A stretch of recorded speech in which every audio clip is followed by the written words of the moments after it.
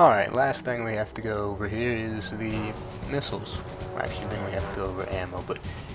Alright, so on both sides they have the SRMs, LRMs, streaks, and narc beacons, and also the LRMs, I already said that. Okay, so basically SRMs just fire a shotgun blast of missiles at the enemy. It just fires a burst of 6 rockets out of it, if it's an SRM-6. Now, they have no tracking ability at all. Streak SRMs have the option to input a target. If you do not have a target, you can actually still lock on to whatever is in front of the launcher just by pressing the fire button while aiming at it. But it isn't quite as reliable as actually setting the target yourself, usually by getting a input from a radar system, sensor system actually.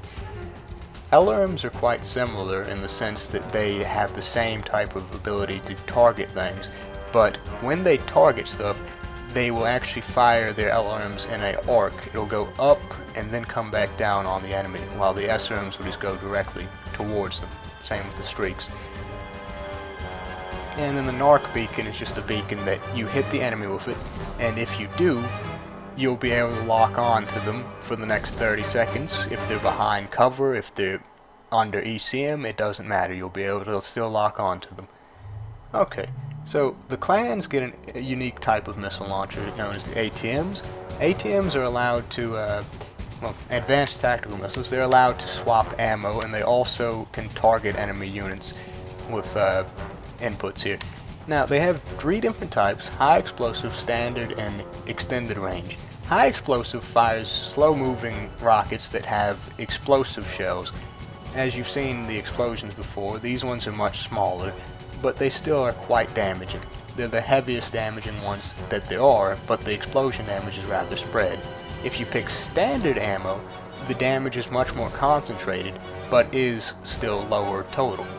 ER range rockets fire extremely fast velocities, allowing them to even get through AMS cover at sometimes, or to hit enemies very far away if they're trying to peek in and out of cover. Usually, though, it's not a good weapon type to, not a good ammo type to use due to the lowest potential damage that it has. But it does have its uses and occasionally, so it might be useful to pack 1 or 2 tons on it every once in a while. Now, the Innersphere has their own type of missile launcher that's unique to them, known as the MRMs.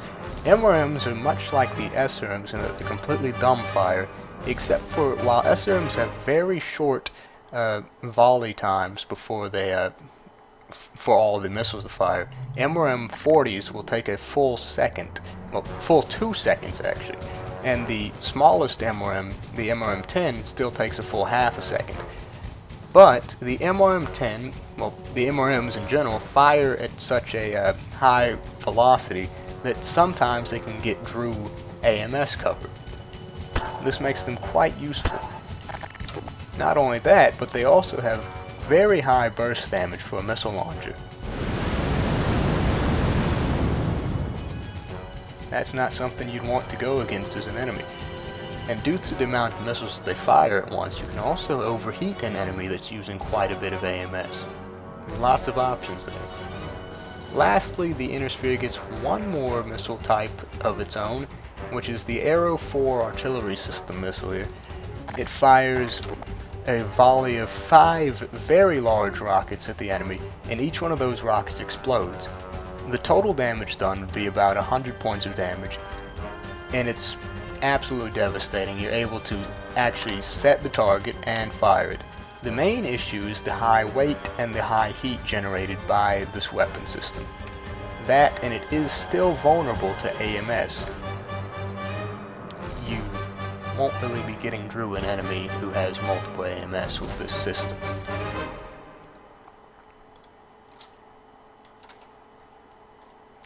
Lastly, I'd like to go over ammo boxes here.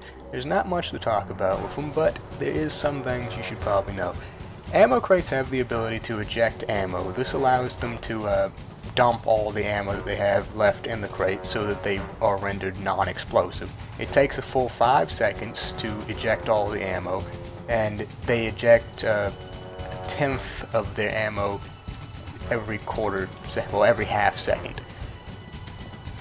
Ammo crates will only explode if they are below half of their health and take another hit that doesn't kill them. If they are destroyed outright by a full 10 points of damage or more, they will not explode. Gauss ammo also does not explode. Now, the one ammo type that breaks this rule would be the Inferno ammo type. It is an extremely volatile ammo type that will explode under any amount of damage taken. As you can see, I'll fire this one submachine gun bullet at it from the, it's a DakTek weapon here. And there it goes. It's a very dangerous weapon type to use, but it does have quite a few benefits, as I said before, with limiting enemy DPS they'll be putting out, so hopefully they won't open you up to get to that ammo. Oh, that's everything I can think of with the weapons and ammo and, you know, basically everything else in DakTek. So if anybody has any more questions or would like me to do another video on anything, I'd be happy to provide more information. And that's all I have. Alright, see you later.